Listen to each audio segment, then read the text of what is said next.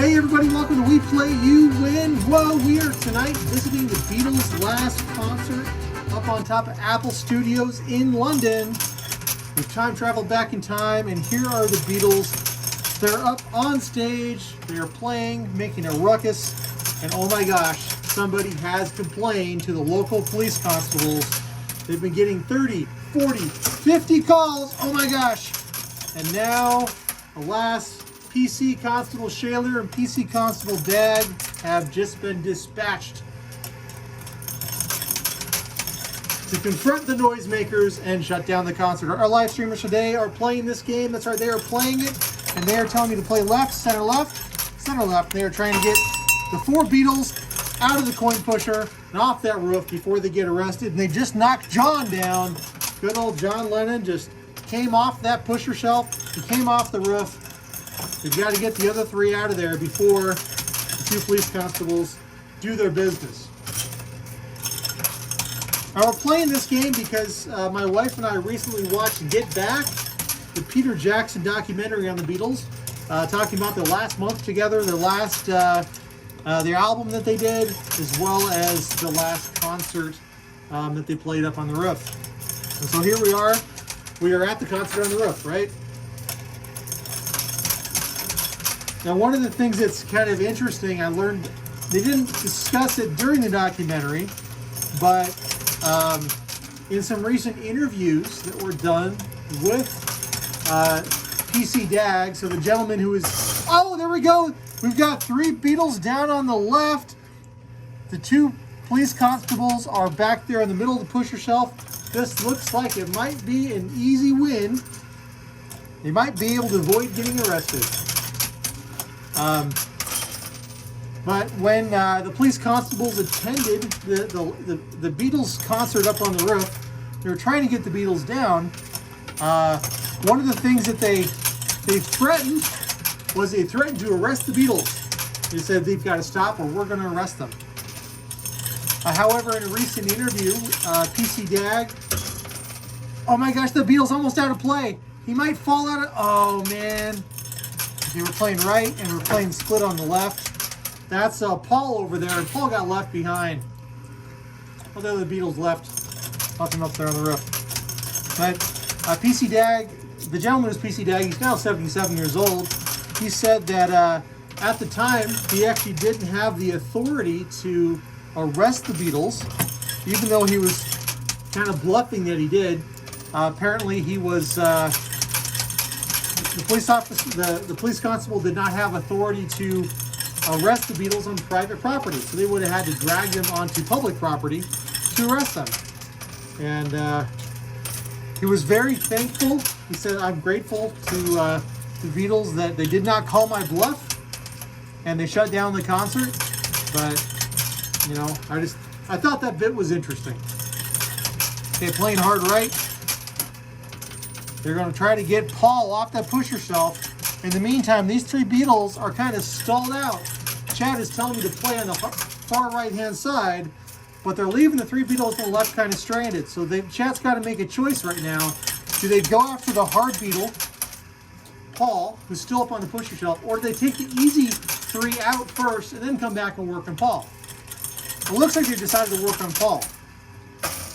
Downside is, because we're playing on the right-hand side, we're now putting quarters in that are also moving our two police constables out. And they just moved PC Shaler onto the pusher shelf. Chad is now changing up the votes and telling me to go left. I think I kind of gave a hint to the live streamers that maybe they should be playing the left-hand side. I think that's what just happened. Playing far left. Yeah, chat is telling me to play left, left, left, left, left. You got the three Beatles, three of the four. George, Ringo, and John are over on the left-hand side.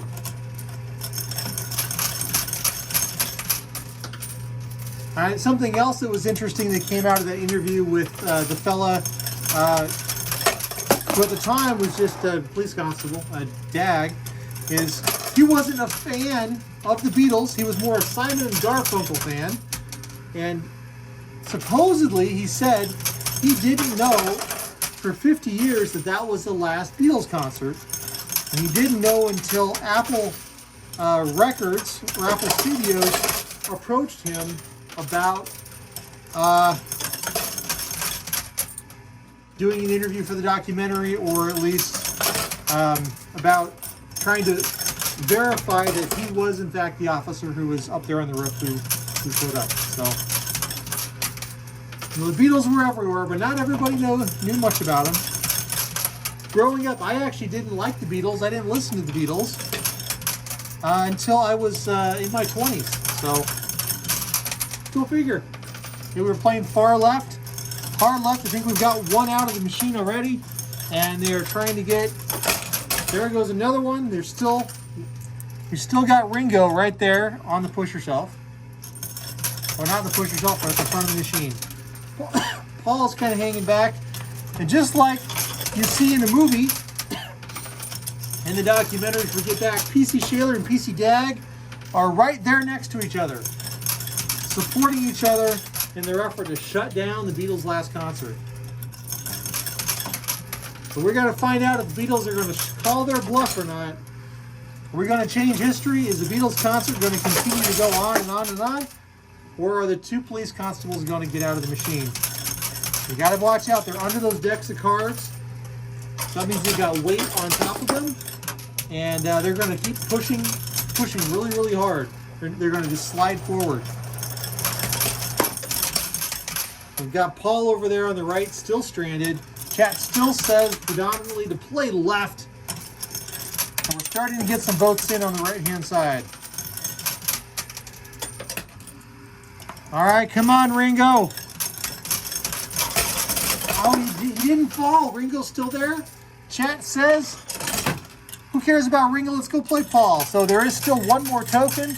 He's buried over here on the right-hand side under that bounty chip. And I think chat's going to focus on getting Paul out of the machine now. And they'll let the left side do what it may. If the live streamers are lucky, they'll be able to slide Paul forward and have him land on top of this other bounty chip. Oh, not so lucky. Blocked by the deck of cards.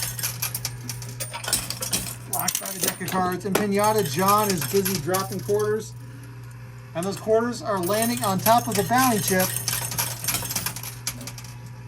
This could be good. The bounty chip might slide all the way to the right-hand side and out. Could also get stuck.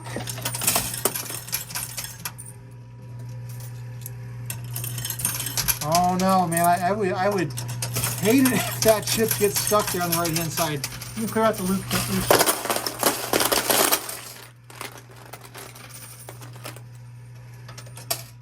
We've got Ringo and John so far. So that means Paul and George are still in the machine. George is over there. Paul is right here. And the two PCs, two police constables, are stuck right there in the middle. Playing hard right. Another push on the right. Yeah. Let's get Paul out of the coin pusher.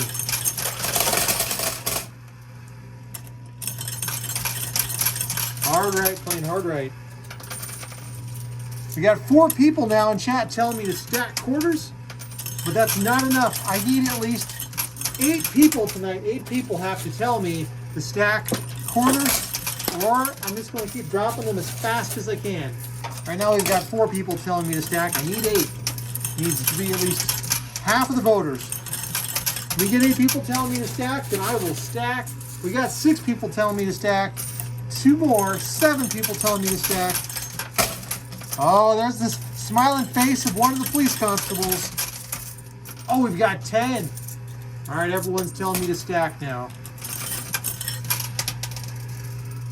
Time to start stacking. We just got George out of the coin pusher. But here comes our first police constable.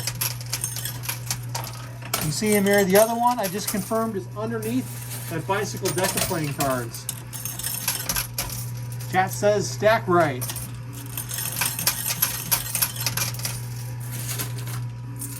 Well, let's stack. Pinata John doing what he does best, We've got 17 people now telling me to stack right. Clearly, chat wants me to stack on the right. Here comes that police constable. All they need to do is get this one token out of the machine before the 2 police constables exit. It's not looking good. Times are changing here.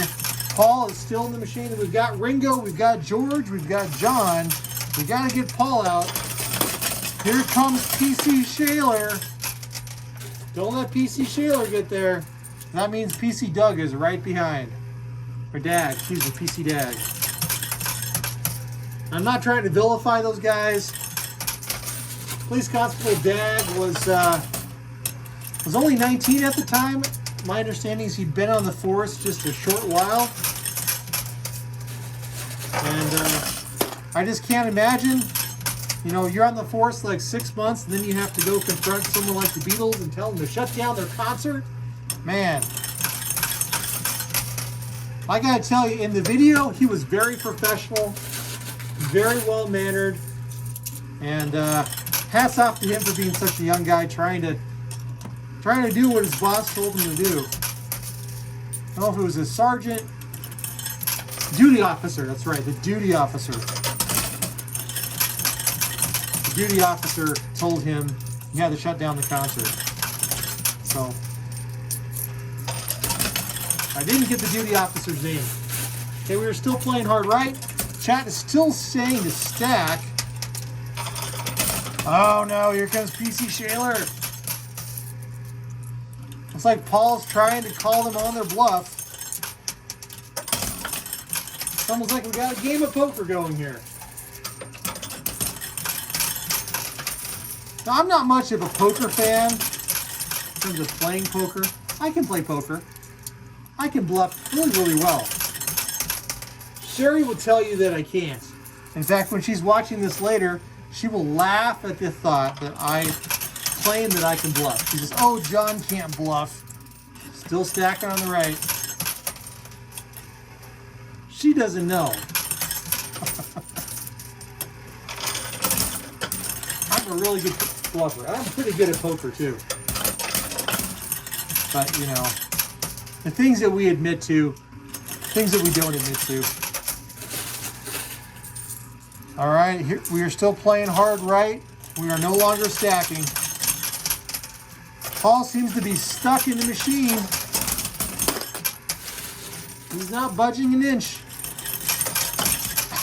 In fact, he's sliding backwards. Paul, you're going the wrong way.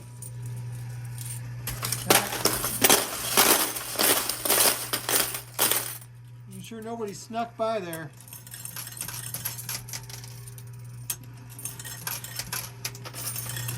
Can't see the other police constable is hiding somewhere under those decks of cards. For that first one, he's getting ready to drop.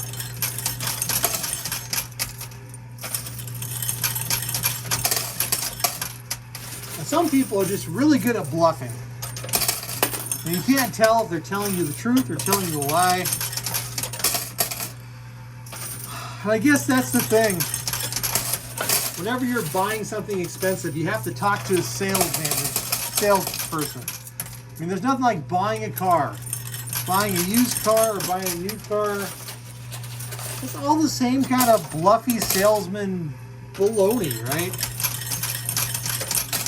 First, you sit down with the salesman. Then you go for a test drive. Maybe you have a trade-in, maybe you don't. Then they sit down with you at a table with a piece of paper. Usually it's a blank piece of paper. It's like a white piece of paper, just a piece of printer paper. All right. Here's our price.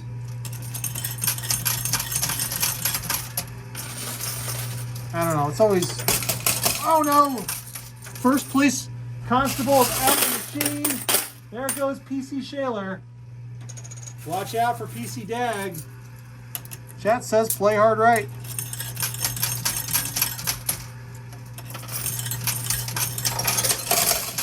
I've heard of stories about buying cars. And the best way to buy a car, bar none, is to have all the cash on hand. You walk in with your check pre-written, and that's the price you're willing to pay. And either they sell you the car for that price, or you walk out. I have never bought a car that way. I sure wish I had.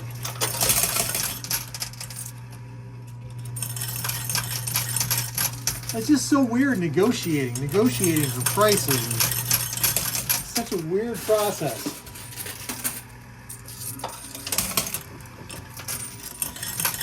Like everybody marks up their price so that you can talk them down. Sherry's quite the haggler. She loves to haggle. She's haggled in the grocery store with managers. She said, "Hey, manager, you're charging $1.50 for this. I'll pay you 75 cents. I'll buy it all from you." Whatever it is. Maybe it's a load of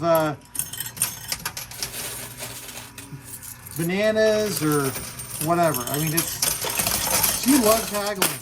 All right. All right, our last remaining police constable is under this bicycle deck of playing cards right there.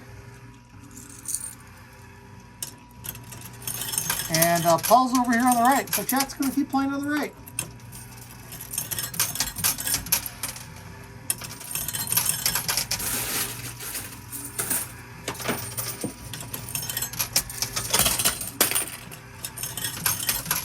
Well, there was one time Sherry and I were at Walmart. I think this was 2001, 2002.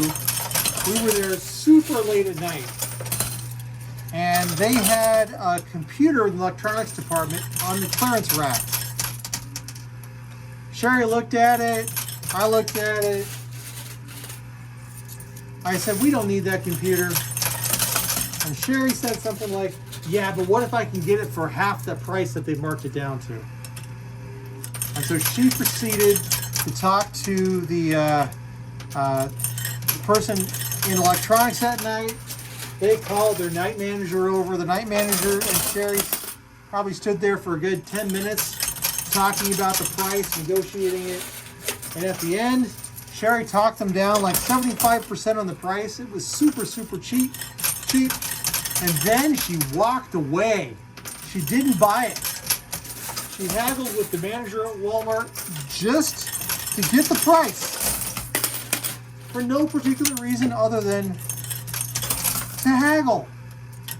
It was an amazing sight to see. Oh, chat says to stack on the right. We're going to start stacking.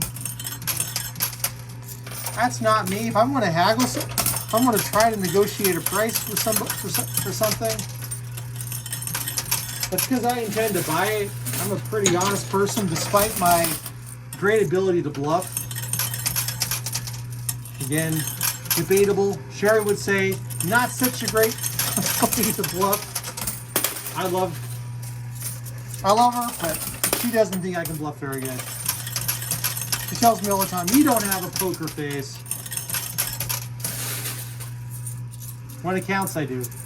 But Sherry still has the ultimate skill at negotiating, and she does it just for fun. We have gone in, okay, stacking on the right, and there's at least one time.